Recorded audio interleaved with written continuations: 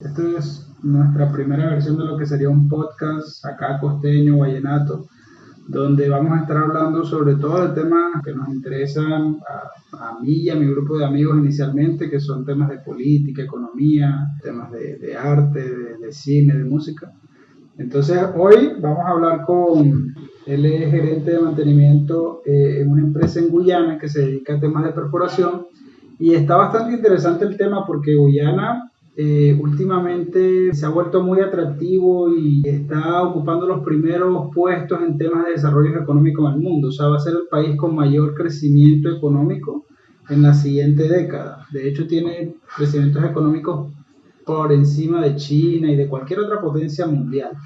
Tenemos que partir del hecho de que Guyana es un país que era el segundo país más pobre del continente de América completo, incluyendo América del Sur, Centroamérica, el Caribe y Norteamérica. Era el segundo país más pobre hace unos cuantos años. De repente descubren allí Exxon, descubrió una reserva muy importante de petróleo y a partir del 2019 ya están produciendo petróleo como tal y todos los días descubren nuevas reservas.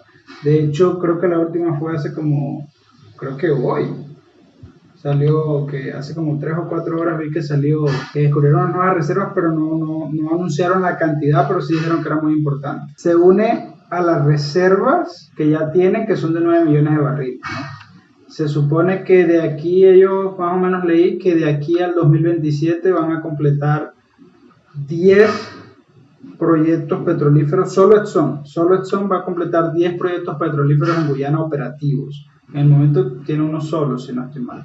Entonces esto va a hacer que Guyana crezca muchísimo en los próximos años, un país de 700.000 habitantes, y va a ponerse, no sé, en el top 5 de los mayores productores del mundo. Eso es como si Barranquilla solito fuera el mayor o estuviera entre los 5 mayores productores del mundo. Y eso, Barranquilla se lleva de lejos a la población de Guyana, ¿no? O sea, es como para que nos hagamos unas dimensiones.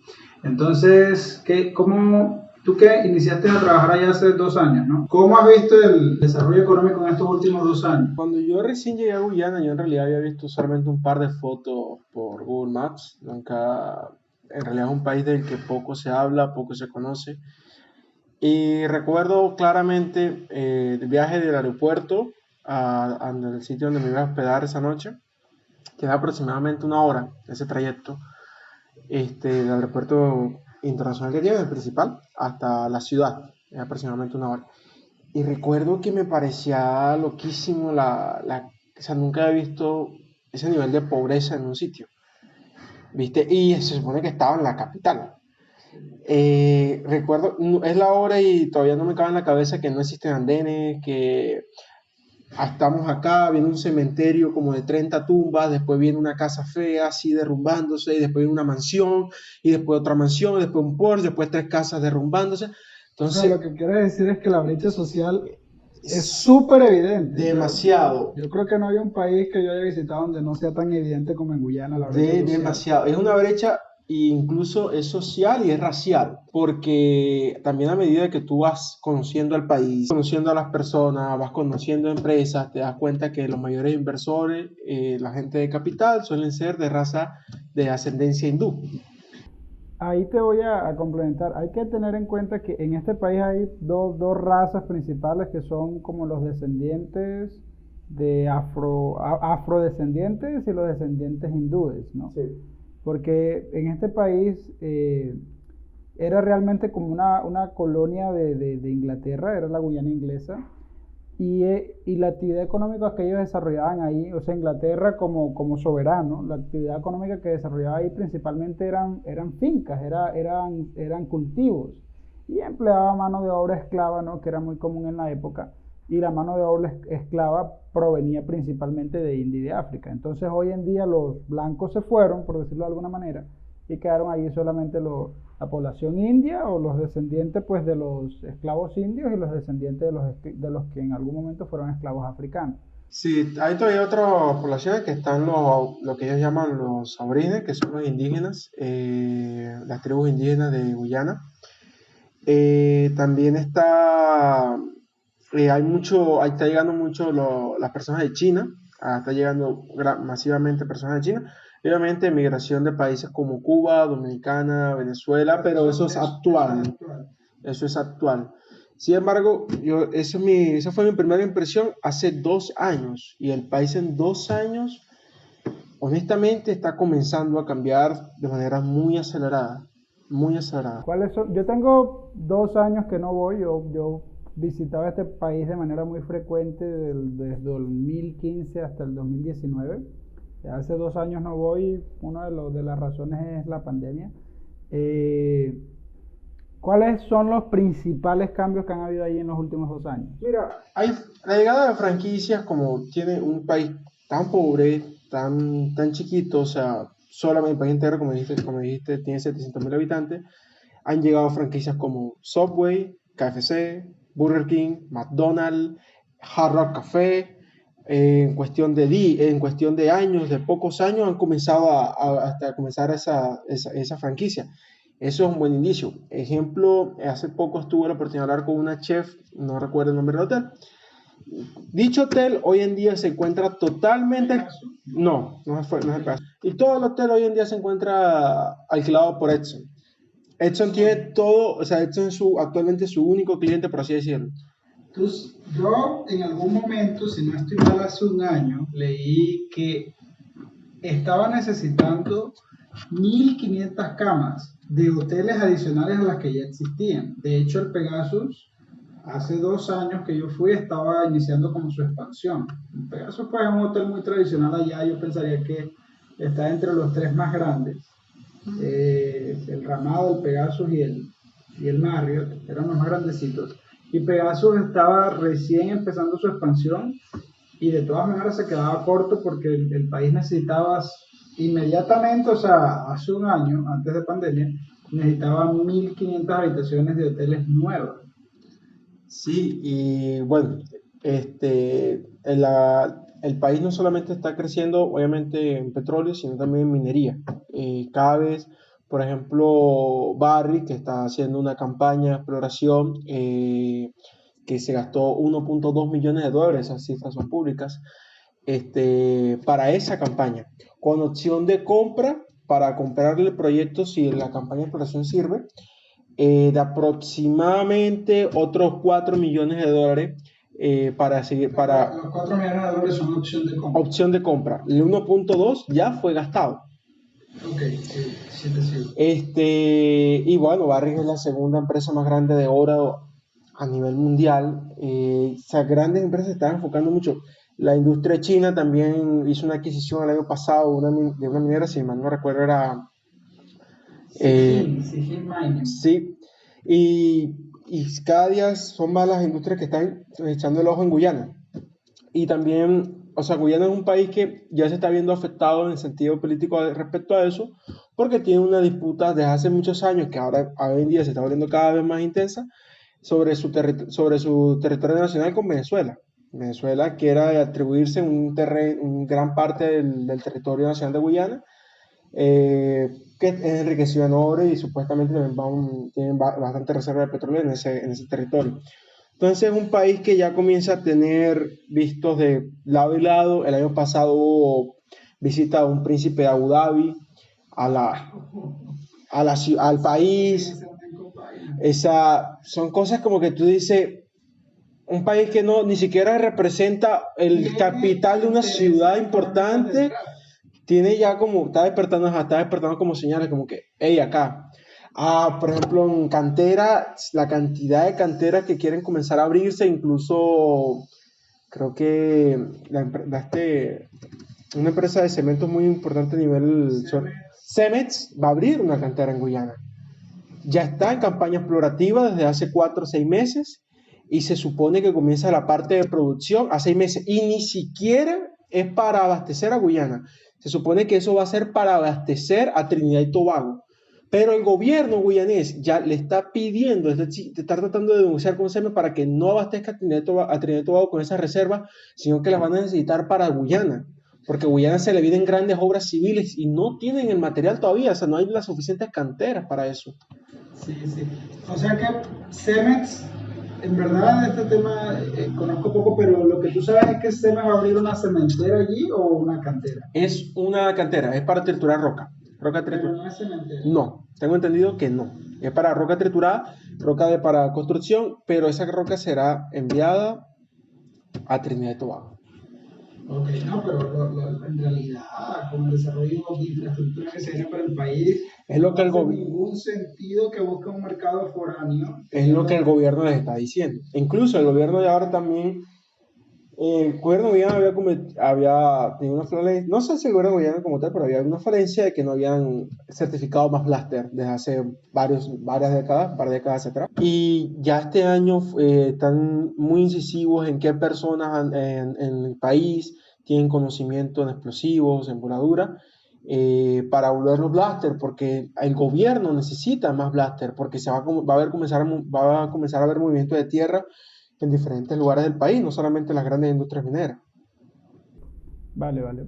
Pues para los que no conocen, Blaster es personas que son licenciadas y tienen permiso del gobierno para hacer voladuras.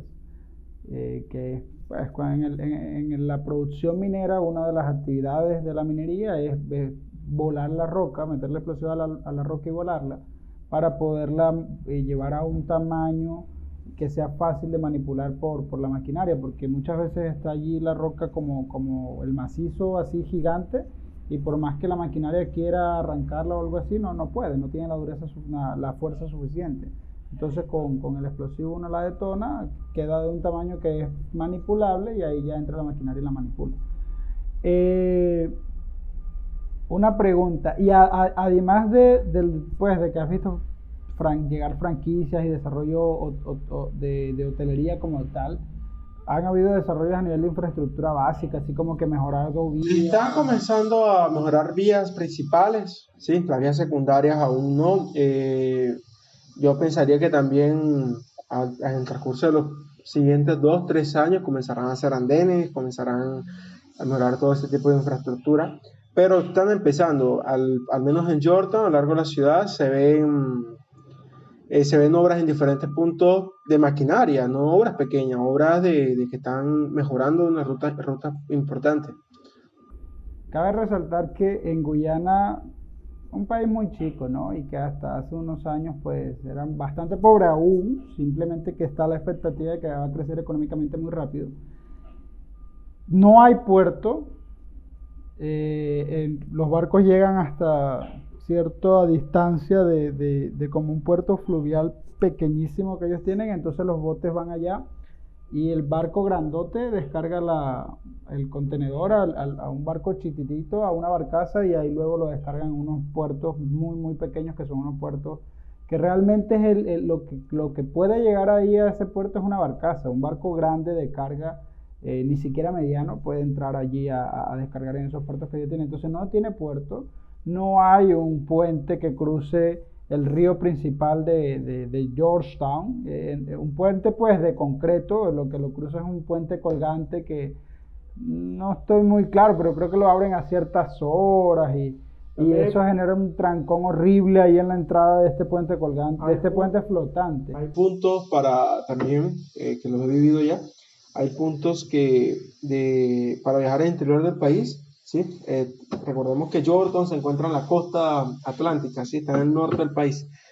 Para viajar al sur, para ir a Brasil, por ejemplo, sobre todo, también tienes que pasar a ese río, el río Esequibo, si mal no recuerdo el nombre. Y como no hay puente, ni siquiera puente colgante ni flotante, lo hacen a través de ferries. Y los ferries funcionan 12 horas, de 6 a 6, más o menos. Aún, aún es un país que tiene esas limitaciones tan básicas. No hace mucho tuve la oportunidad de viajar por el interior del país y el estado de la vía era deplorable, el estado de los puentes eran de madera y por ahí pasan camiones con cargas pesadas.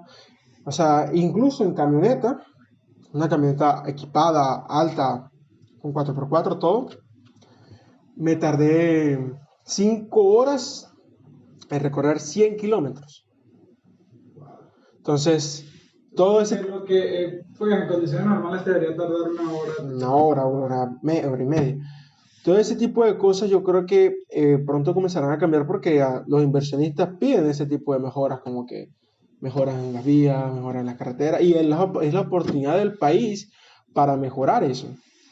Y ahora es cuando, o sea, un país que le viene un movimiento de dinero por todo lo que hay que hacer muy grande. Una anotación ahí es que incluso con eso que hablábamos ahorita de que Edson es el que tiene alquilado toda la hotelería, una noche de hotel, pues al menos en el Ramada, en los hoteles mejorcitos de allá deben dar entre los 150 y $400. Eh, y incluso pagando el hotel a los empleados, tú sabes que el costo de extracción, incluyendo de los impuestos que le pagan al Estado, andan por los $26 por barril. O sea, uno de los, pues yo no soy el gran experto en el tema petrolero, pero es un costo por producción súper bajo. O sea, y eso es lo que realmente hace atractivo a Guyana como país petrolero, que los costos de producción andan re bajos y también los acuerdos que han logrado con el gobierno son de bajos impuestos. Entonces, ahí el desarrollo económico en realidad va a ir muy, muy rápido. O sea, todo el mundo se está interesando, pues toda la industria petrolera se está interesando en desarrollar operaciones petroleras acá. Ya tienen tanto offshore, que es la que está ahí en el océano, como han descubierto algunas reservas de onshore, que es en el continente como tal, en la tierra. Entonces allí hay una cantidad de personas o de empresas detrás de este desarrollo muy, muy importante. Allí, ¿qué va a suceder? Pues, o al menos las oportunidades que yo identifico ahorita. Hay muchas necesidades porque es un país que no es petrolero, naturalmente petrolero, apenas está metiéndose en el cuento.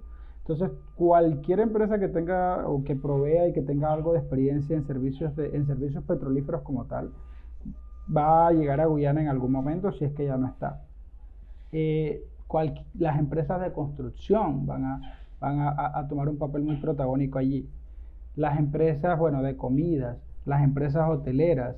Y esto, la mano de obra local no está capacitada. Y entonces va a haber una lluvia de migrantes muy importante acá.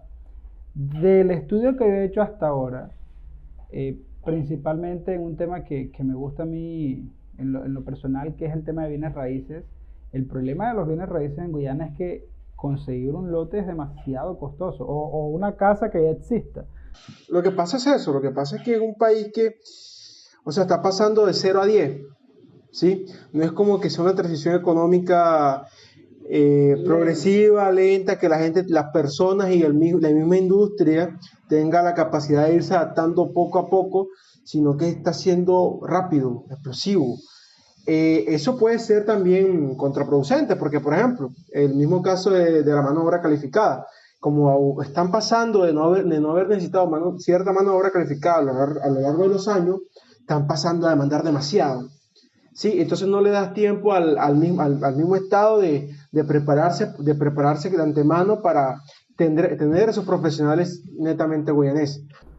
Y me imagino que el sistema este, por lo menos tú que trabajas allá como extranjero, el sistema este de adquirir un permiso de trabajo legal o oficial debe estar colapsado, ¿no? Por la pandemia, más que todo en estos momentos, más que porque esté colapsado, siempre y cuando vayas con una empresa que ya esté certificada ya, que ya tenga todos sus papeles ya, en teoría debería ser rápido, porque incluso esas empresas que están llegando a invertir, como tú dijiste, con el tema de los impuestos, están negociando con el Estado, ese tipo de trámites también a esas empresas con sus empleados les ayudan para que ellos puedan traer a sus empleados a su mano de obra calificada, porque el Estado es consciente de que no la puede proveer, ¿sí? Es más, uno de los requisitos para que pueda llevar una persona, se llama expat, expatriado, a ejercer una profesión allá, es primero buscarlo en el país. Tienen que buscarlo públicamente en periódicos, etcétera. Y lo han hecho varias veces y muchas veces no se encuentran, no hay una persona realmente calificada, sobre todo para cargos senior, para cargos de gerencia, de superintendencia, para ese tipo de cargos, no. Y muchos cargos, digamos, de supervisor para abajo son incluso entrenados por las mismas empresas, porque si no las operaciones se les encarecería de manera exorbitante.